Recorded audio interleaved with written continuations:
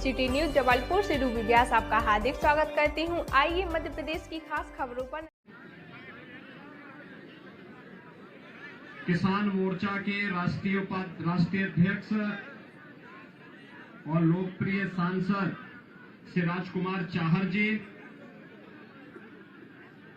जिलाध्यक्ष भारतीय जनता पार्टी से मलखान सिंह जी, राजनगर के विधानसभा के प्रभारी श्री विजय बहादुर सिंह जी,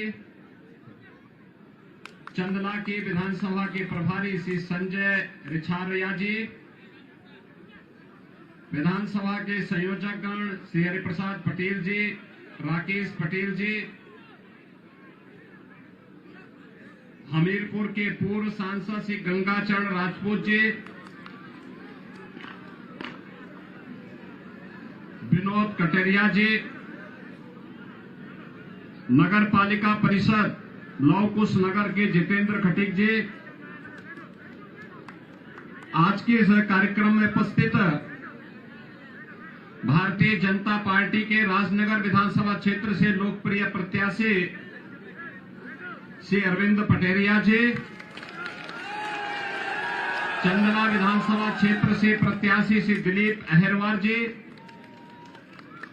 और भारी संख्या में यहां पर उपस्थित राजनगर और चंदला विधानसभा क्षेत्र से जुड़े हुए सभी उपस्थित भाइयों और बहनों, लौकुश नगर में आकर के मुझे आनंद की अनुभूति हुई। भाइयों बहनों, राम जन्मभूमि उत्तर प्रदेश में, लेकिन रामलला ने जब मंदिर अयोध्या में विदेशी आक्रांताओं ने मंदिर को पवित्र कर दिया, तो भगवान राम अपने भक्तों पर अनुग्रह करने के लिए ओरछा में आकर के विराज गए।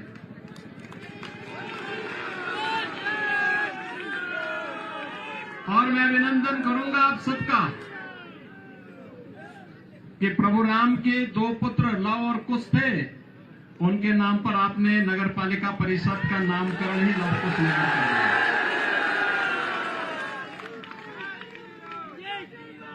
भाइयों बहनों, एक नए भारत का दर्शन हम सब कर रहे हैं।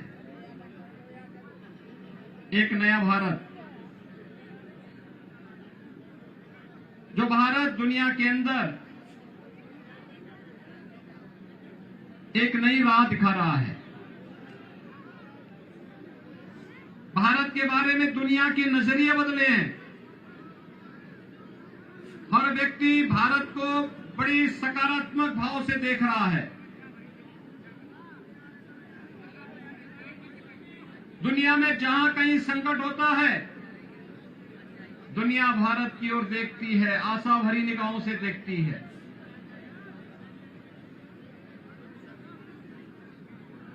दुनिया को एक आशा है भारत के प्रति। याद करिए 2014 के पहले के भारत को दुनिया में सम्मान नहीं था, दुनिया महत्व नहीं देती थी। भारत का नागरिक कहीं जाता था दुनिया में, उनके प्रति लोगों का नजरिया कुछ और था। 2014 के बाद यह नजरिया बदला है, निगाहें बदली हैं। भारत आज दुनिया के अंदर 5वीं बड़ी अर्थव्यवस्था के रूप में स्थापित हुआ है। आने वाले समय में भारत को 3 बड़ी अर्थव्यवस्था में से स्थापित करना है, तो इसके लिए आवश्यक है मध्य प्रदेश में भी डबल इंजन की सरकार चाहिए। पहले दुश्मन देश भारत में घुसपैठ करते थे, प्रतिदिन समाचार की सुर्खियां होती थी। लद्दाख में घुसपैठ, कश्मीर में घुसपैठ, कारगिल में घुसपैठ, अरुणाचल में घुसपैठ, ये एक प्रवृत्ति सी बन गई थी। भाइयों बहनों, आज घुसपैठ नहीं होती है। किसी आतंकवादी ने कहीं कोई दुस्साहस किया तो आतंकवाद ही नहीं, आतंकवाद की जननी को भी उसके घर के अंदर जा करके सबक सिखाने का काम करने वाला हिंदुस्तान है। भाइयों बहनों, आज हमारा भारत विकास की एक नए प्रतिमान स्थापित कर रहा है। ये किस रूप में आपने देखा होगा, कैसे एक एक रूप से इंफ्रास्ट्रक्चर के लिए हाईवे बन रहे हैं, एक्सप्रेसवे बन रहे हैं, एयरपोर्ट बन रहे हैं, बड़े बड़े स्टेडियम, इंटरनेशनल स्टेडियम बन रहे हैं, एम्स बन रहे हैं, आईआईटी और आईएम बन रहे हैं, one district one medical college बन रहा है और आम जनमानस की आशा और आकांक्षाओं के अनुरूप विकास की बड़ी बड़ी परियोजनाओं को मूर्त रूप दे करके इन युवाओं के रोजगार के अवसर सृजित करने के प्रयास हो रहे हैं। भाइयों बहनों, कोई सोचता था कि काशी में काशी विश्वनाथ धाम बनेगा?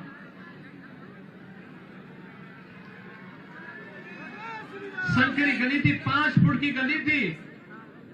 आज भाइयों बहनों, काशी विश्वनाथ धाम में आप कहीं से भी जाएंगे, आपको 50 फुट का गलियारा मिलेगा पूरा चलने के लिए। पहले 50 श्रद्धालु इकट्ठा नहीं हो पाते थे, आज अगर एक साथ 50,000 श्रद्धालु वहां इकट्ठा होगा बाबा विश्वनाथ धाम में, एक साथ इकट्ठा होकर के भजन कर सकता है, गा सकता है, बाबा का दर्शन कर सकता है। ये नया परिवर्तन, नया भारत। केदारपुरी फिर से बस गई है। महाकाल का महालोक एक नई अनुभूति करा रहा है और 500 वर्षों के इंतजार के बाद रामलला भी तो अयोध्या में विराजमान होने वाले हैं। कांग्रेसी कहते थे ये केवल राम के नाम का उपयोग करते हैं, बोलते थे ना, जब हम बोलते थे कि रामलला हम आएंगे, मंदिर वहीं बनाएंगे, तो कांग्रेसी हम पे कटाक्ष करते थे ना। और बाद में जब हमने कहा था कि रामलला हम आएंगे, गुलामी का ढांचा भी हटाएंगे, मंदिर भी वहीं बनाएंगे, तो फिर इन्होंने एक और उसके साथ जोड़ा कि ये लोग बोलते हैं लेकिन करेंगे नहीं। ये लोग मंदिर बनाने की बात करते हैं लेकिन तिथि नहीं बताएंगे। भाइयों बहनों, अब तो मंदिर बनाने की बात ही नहीं, अब तो रामलला विराजमान होने जा रहे हैं। और 22 जो यहाँ पे पाल जी ने जो बताया है, 22 जनवरी 2024 को रामलला भी अपने भव्य मंदिर में विराजमान हो रहे हैं। मैं आपसे पूछना चाहता हूं, एक काशी में काशी विश्वनाथ धाम क्या एक कांग्रेस के लोग कर पाते? केदारपुरी का पुनरुद्धार क्या कांग्रेस के लोग कर पाते? महाकाल के महालोक का पुनरुद्धार कांग्रेस के लोग कर पाते? और क्या राम मंदिर के निर्माण का कार्य कांग्रेस कर पाते क्या? भाइयों बहनों, जब इनको ये कर ही नहीं पाना है, हमारी आस्था को सम्मान नहीं दे पाना है, विकास नहीं कर पाना है, तो हम इनको चुने ही क्यों? कांग्रेस एक बोझा बन चुकी है, अपने आप में बोझा बन चुकी है। देश के लिए, प्रदेश के लिए, जनता जनार्दन के लिए, एक गरीब के लिए, एक किसान के लिए, एक नौजवान के लिए, माताओं और बहनों के लिए कांग्रेस एक समस्या है। और इस समस्या से ही मुक्ति करने के लिए चुनाव सबसे अच्छा अवसर होता है। मुझे आश्चर्य होता है भाइयों बहनों, उत्तर प्रदेश में 403 विधानसभा है। कितनी विधानसभा है? 25 करोड़ की आबादी में 403 विधानसभा। और कांग्रेस के कितने सदस्य हैं? 2। मात्र 2। और भाइयों बहनों, बहुजन समाजवादी पार्टी के कितने हैं? 1 सिंगल आदमी। यानी कांग्रेस को उत्तर प्रदेश की जनता ने और इन दलों को उत्तर प्रदेश की जनता ने बहुत नजदीक से समझा है। और मैं आज आपके पास आया हूं भाइयों बहनों। मध्य प्रदेश पिछले 20 वर्षों में अगर बीच में 1-1.5 वर्ष के इस कालखंड को छोड़ दें जब धोखे से कांग्रेस ने सत्ता त्यागी थी, भाइयों बहनों, पिछले 20 वर्ष में शिवराज सिंह चौहान जी के नेतृत्व में मध्य प्रदेश ने सबसे पहला काम किया, बीमारू राज्य की श्रेणी से उभरने में मध्य प्रदेश को मदद की। मध्य प्रदेश आज बीमारू राज्य नहीं है। देश के अंदर कृषि विकास की दर को सर्वाधिक प्रगति के पथ पर, समृद्धि के पथ पर अग्रसर करने वाला राज्य मध्य प्रदेश है। और लाडली बहना योजना ने तो मध्य प्रदेश में कमाल कर दिया है। बेटियों का, बहनों का सम्मान, इससे ज्यादा क्या हो सकता है? आधी आबादी का सम्मान हो रहा है। लाडली लक्ष्मी योजना पहले से यहां कार्य कर रही थी। मातृ वंदना योजना प्रधानमंत्री मोदी जी के आने के बाद इसको लागू कर दिया गया। और बेटी बचाओ बेटी पढ़ाओ के माध्यम से भी बेहतर कार्य यहां पे हुआ।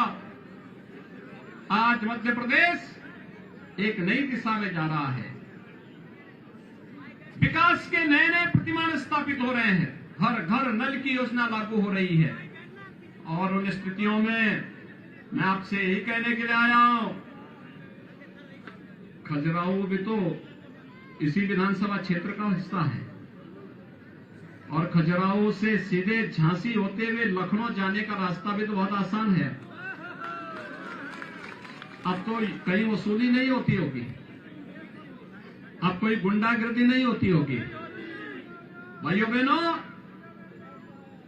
डबल इंजन की सरकार जब रहेगी तो सुरक्षा की भी गारंटी देगी, विकास की भी देगी और सुशासन की भी गारंटी देगी। गरीब का हक उसको प्राप्त हो जाए। ये जो आवास दिए जा रहे हैं गरीबों को, शौचालय उपलब्ध कराए गए गरीबों को, घर घर बिजली पहुंचाई गई गरीबों के घर, उज्ज्वला योजना के रसोई गैस के सिलेंडर उपलब्ध कराए गए, आयुष्मान भारत में 5 लाख रुपए की स्वास्थ्य बीमा का कवर कर दिया जाएगा। और कोरोना कालखंड में तो आपने देखा होगा, फ्री में टेस्ट, फ्री में उपचार, फ्री में वैक्सीन।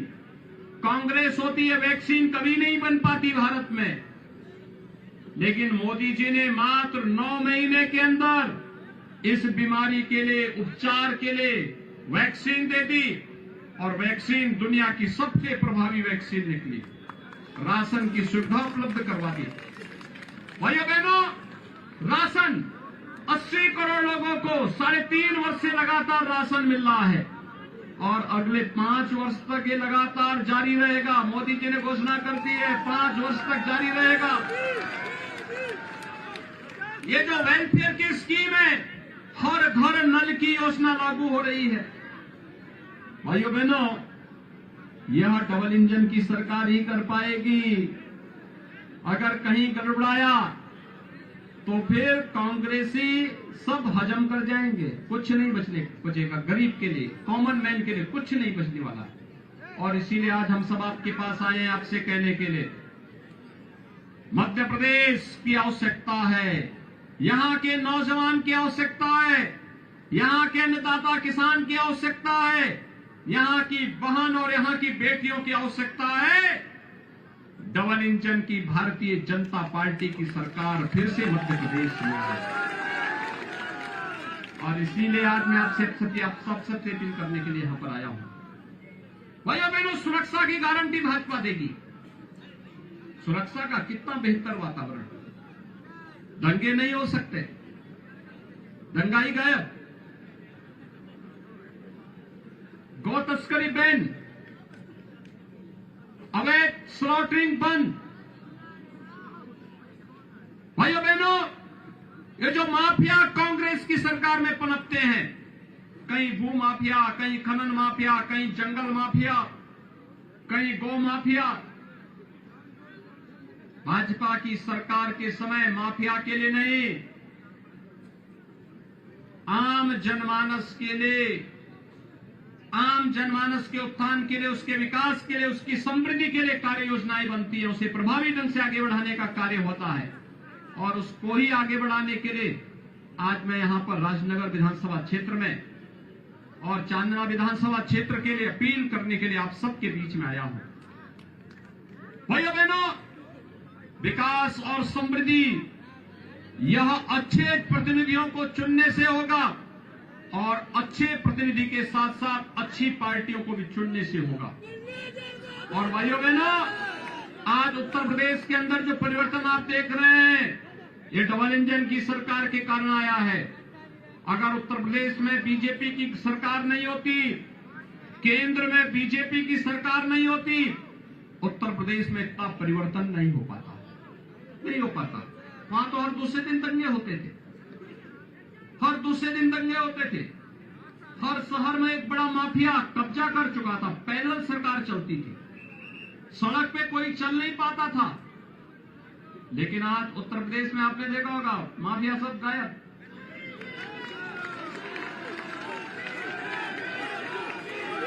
दूसरे लोग की यात्रा में चले गए। और भाइयों बहनों, मैं आप सबसे यही कहने के लिए आया हूं, आज विकास की एक नई कथा वहां रची जा रही है। ये डबल इंजन की सरकार की ताकत है और वही डबल इंजन की सरकार जो आपने आप तक यहां पर मोदी जी के नेतृत्व में, शिवराज सिंह चौहान जी के नेतृत्व में मध्य प्रदेश के लिए रची है। इस कथा को लगातार, इस गाथा को आगे लगा करके, आगे ले जा करके विकास के एक नए प्रतिमान के रूप में अपने आप को स्थापित करना है। और इसीलिए आज मेरी आप सबसे अपील करने के लिए मैं आपसे आया हूं, राजनगर और चंदना विधानसभा क्षेत्र के लिए। आप सब सहमत हैं डबल इंजन की सरकार के लिए? लवकुश नगर सब सहमत है ना? राजनगर और चंदना विधानसभा क्षेत्र के लोग सहमत है ना? सभी लोग सहमत हैं? जहां तक आवाज जा रही है, आज सायंकाल चुनाव प्रचार बंद, कल सायंकाल प्रचार बंद होगा और परसों एक दिन का बचेगा घर घर जाकर के कन्वेंसिंग करने का। इसके बाद 17 को चुनाव होना है।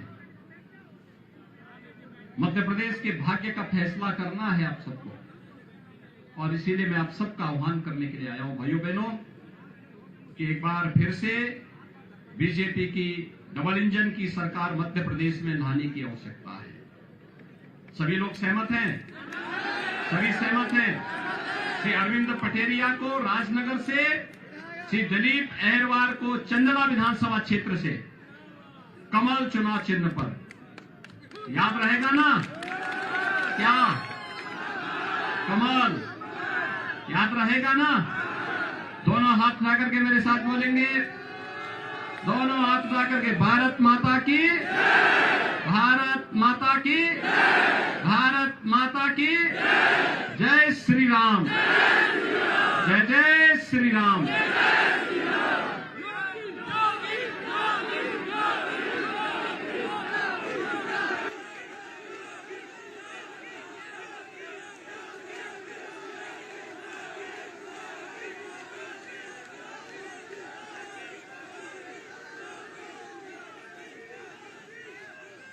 भाइयों बहनों, पिछले 20 वर्ष में शिवराज सिंह चौहान जी के नेतृत्व में मध्य प्रदेश ने सबसे पहला काम किया, बीमारू राज्य की श्रेणी से उभरने में मध्य प्रदेश को मदद की। मध्य प्रदेश आज बीमारू राज्य नहीं है। देश के अंदर कृषि विकास की दर को सर्वाधिक प्रगति के पथ पर, समृद्धि के पथ पर अग्रसर करने वाला राज्य मध्य प्रदेश है। और लाडली बहना योजना ने तो मध्य प्रदेश में कमाल कर दिया है। बेटियों का, बहनों का सम्मान, इससे ज्यादा क्या हो सकता है? आधी आबादी का सम्मान हो रहा है। लाडली लक्ष्मी योजना पहले से यहां कार्य कर रही थी। मातृवंदना योजना प्रधानमंत्री मोदी जी के आने के बाद इसको लागू कर दिया गया और बेटी बचाओ बेटी पढ़ाओ के माध्यम से भी बेहतर कार्य यहां पे हुआ। आज मध्य प्रदेश एक नई दिशा में जा रहा है। विकास के नए नए प्रतिमान स्थापित हो रहे हैं। हर घर नल की योजना लागू हो रही है और उन स्थितियों में मैं आपसे यही कहने के लिए आया हूं, खजुराहो भी तो इसी विधानसभा क्षेत्र का हिस्सा है और खजुराहो से सीधे झांसी होते हुए लखनऊ जाने का रास्ता भी तो बहुत आसान है। अब तो कहीं वसूली नहीं होती होगी, अब कोई गुंडागर्दी नहीं होती होगी। भाइयों बहनों, डबल इंजन की सरकार जब रहेगी तो सुरक्षा की भी गारंटी देगी, विकास की भी देगी और सुशासन की भी गारंटी देगी। भाइयों बहनों, विकास और समृद्धि यह अच्छे प्रतिनिधियों को चुनने से होगा और अच्छे प्रतिनिधि के साथ साथ अच्छी पार्टियों को भी चुनने से होगा। और भाइयों बहनों, आज उत्तर प्रदेश के अंदर जो परिवर्तन आप देख रहे हैं, ये डबल इंजन की सरकार के कारण आया है। अगर उत्तर प्रदेश में बीजेपी की सरकार नहीं होती, केंद्र में बीजेपी की सरकार नहीं होती, उत्तर प्रदेश में इतना परिवर्तन नहीं हो पाता, नहीं हो पाता। वहां तो हर दूसरे दिन दंगे होते थे, हर दूसरे दिन दंगे होते थे। हर शहर में एक बड़ा माफिया कब्जा कर चुका था, पैरेलल सरकार चलती थी, सड़क पे कोई चल नहीं पाता था। लेकिन आज उत्तर प्रदेश में आपने देखा होगा, माफिया सब गायब।